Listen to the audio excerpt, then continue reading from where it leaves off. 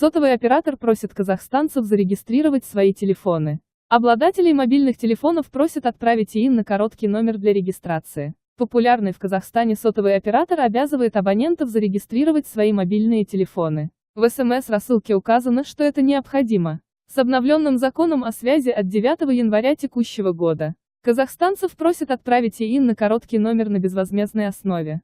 Согласно поправкам в закон, статья 36, часть 2, владелец абонентского устройства сотовой связи должен зарегистрировать его у оператора. Для регистрации телефона, используемого охраняемыми лицами, предоставляются только данные об идентификационном коде устройства. Если телефон уже есть в базе или закреплен за другим пользователем, оператор должен отказать в регистрации.